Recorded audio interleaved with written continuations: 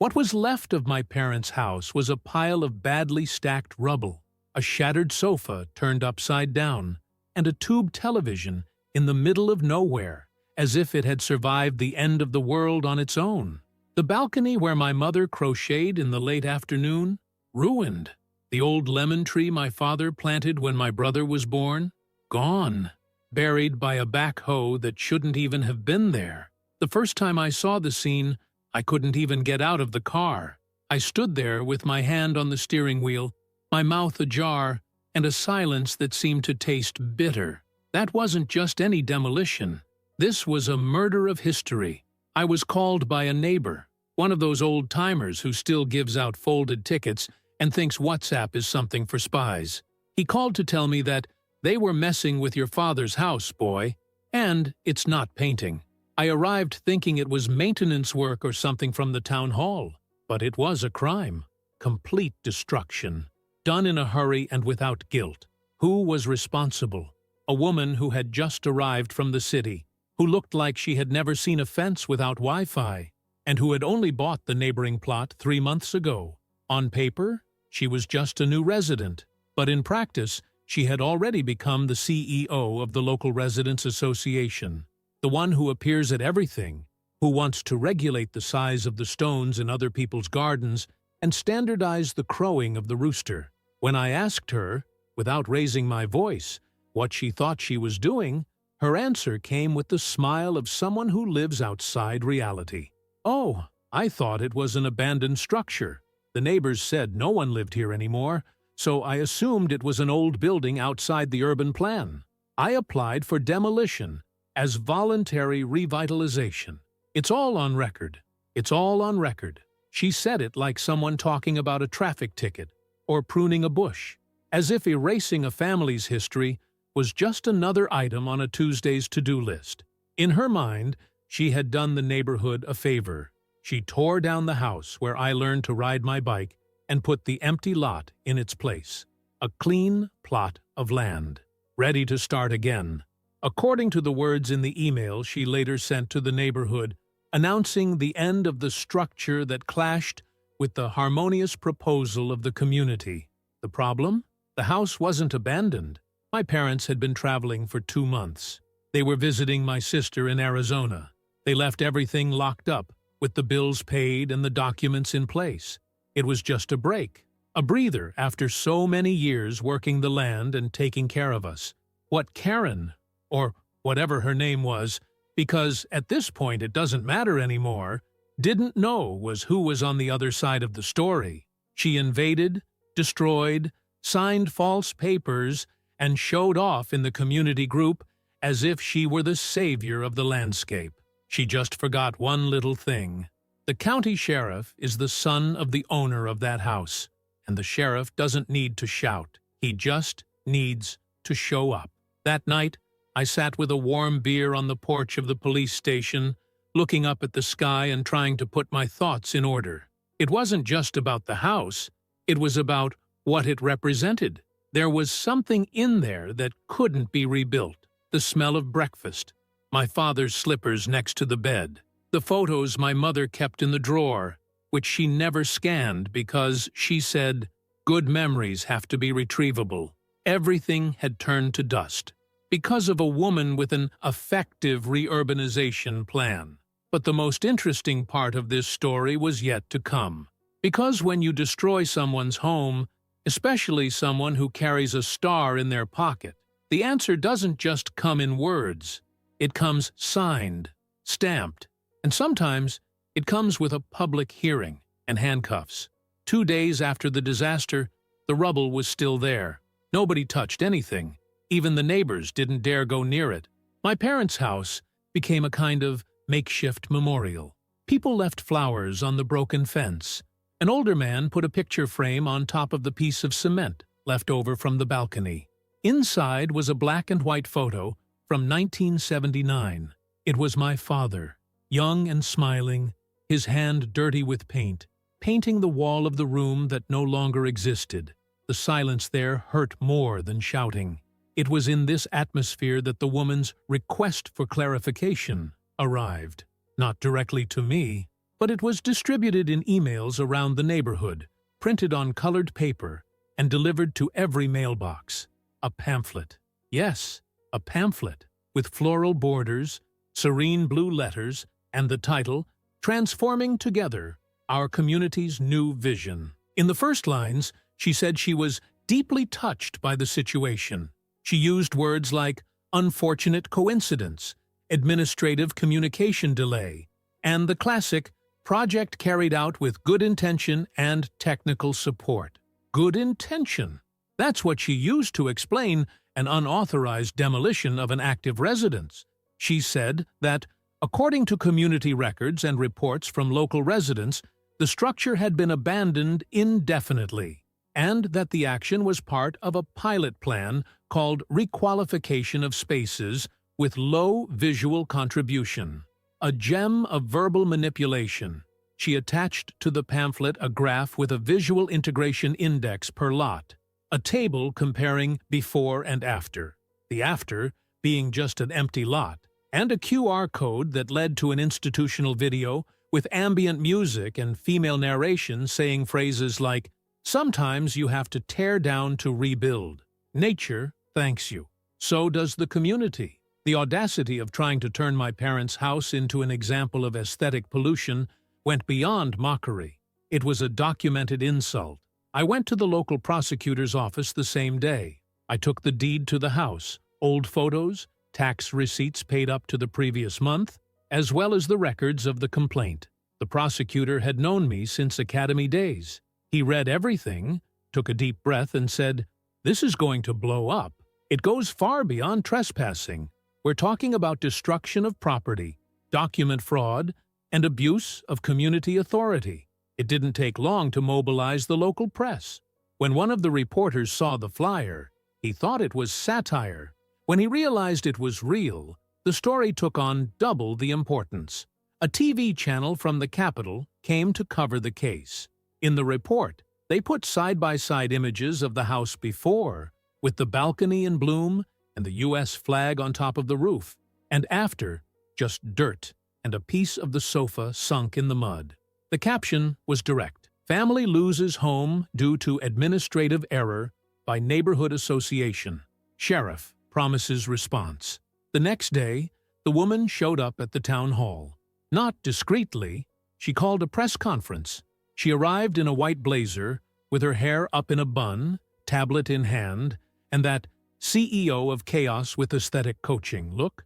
Next to her was a banner with the logo of the Transforming Together project and photos of other old houses that, according to her, were on the radar for redevelopment. She began her speech with an emotional tone, speaking in the name of progress, community aesthetic evolution, and a new way of seeing the rural as part of contemporary American identity. He said that the action was carried out on the basis of informal consensus and community visuals, as if aesthetics were a legal criterion.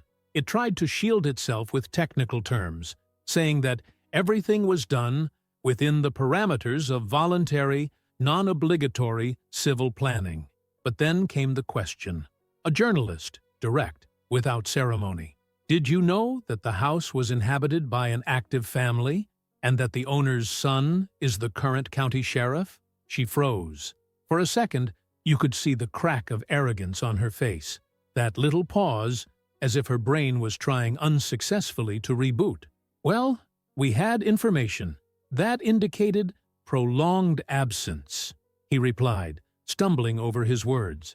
That was the end of the press conference. That evening, I published an official statement on the county police station's profile. Straightforward, no beating around the bush. I informed them that the investigation was ongoing, that the demolition had been carried out illegally, and that the person responsible was already being formally indicted for destruction of private property and falsifying an administrative justification. The response from the public was overwhelming. People from all over the country started commenting. Other cases emerged. People who had walls, vegetable gardens, even sheds removed under the pretext of harmonization. The woman tried to hide. She canceled her comments, closed her profiles, and disappeared for a few days. But like any castle made of ego bricks and lying cement, hers began to crumble from the inside, and the worst was yet to come.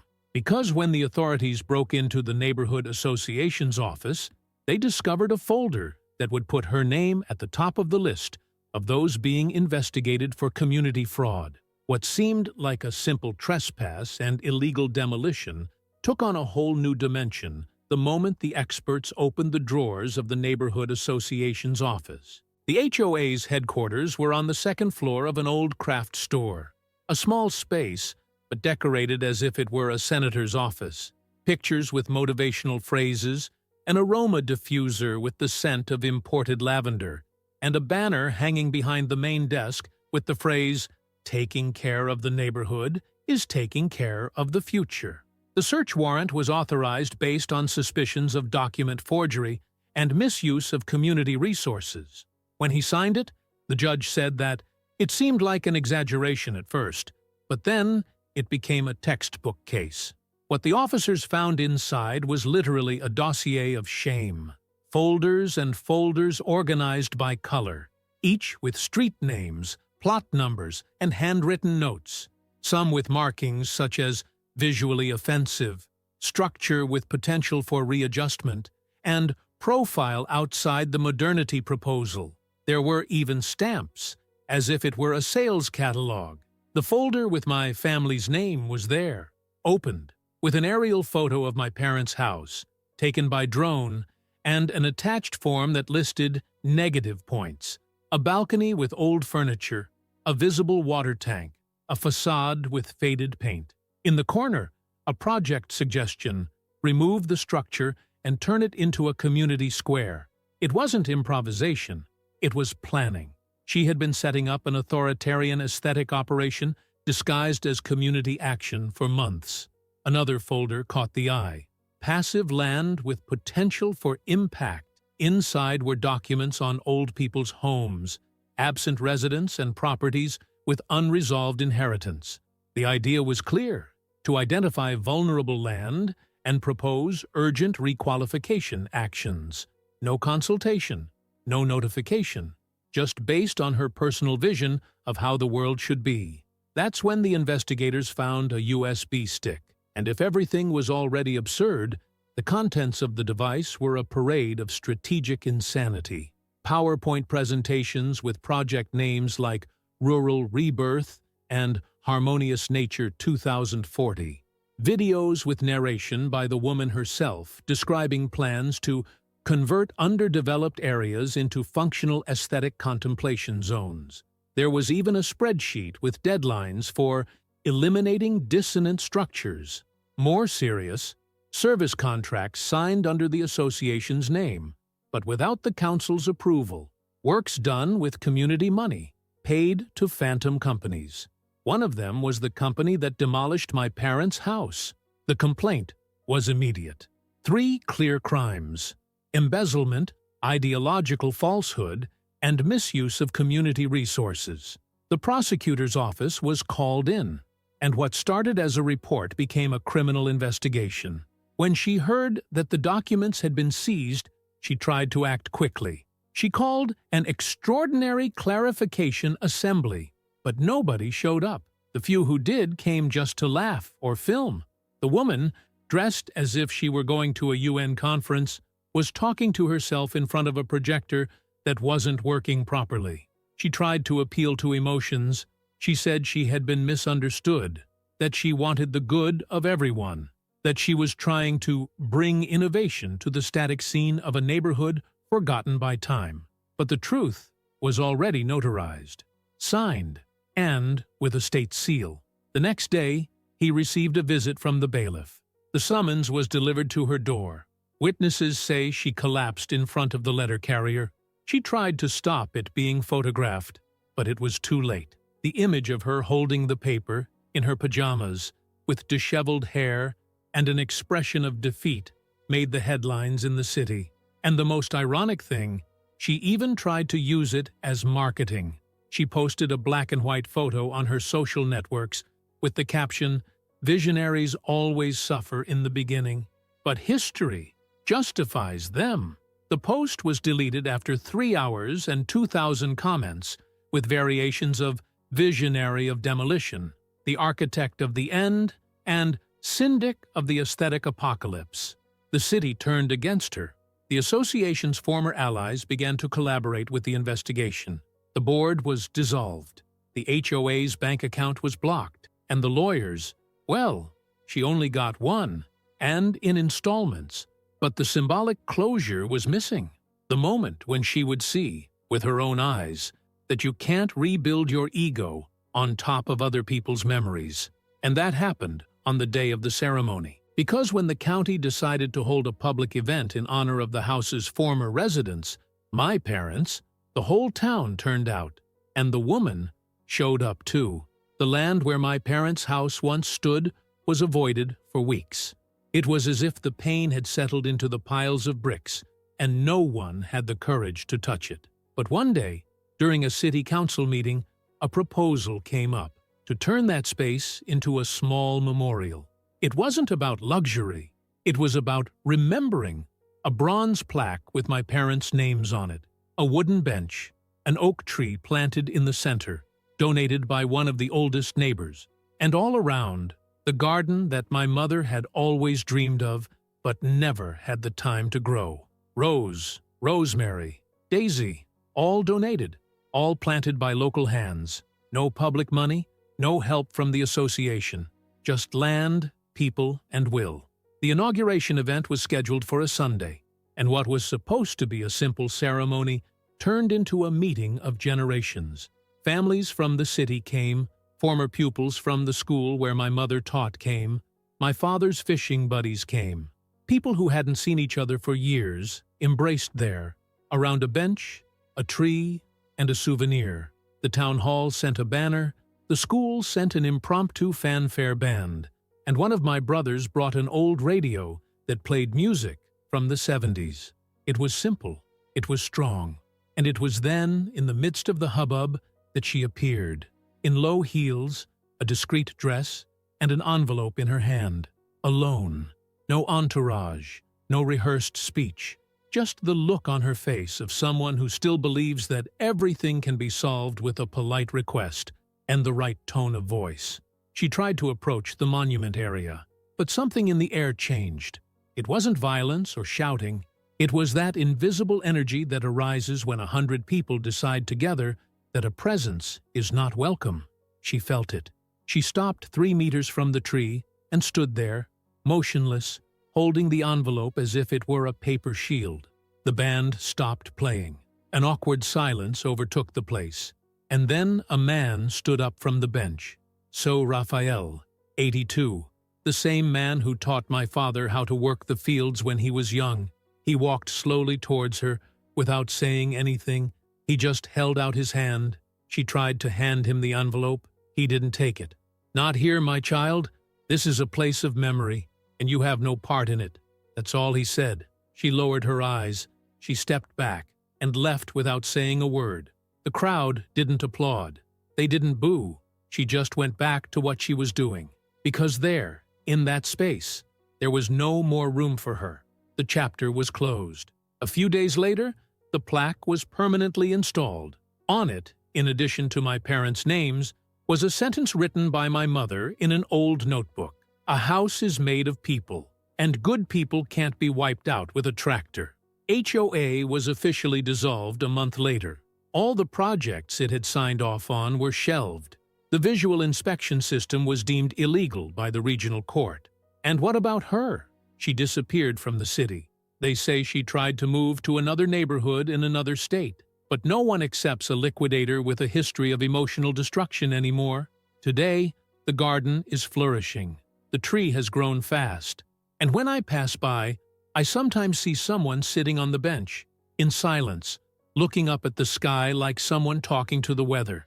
The house no longer exists, but its history has taken root, and even a backhoe can't take that away. And if you like this video, don't forget to leave a comment and a like.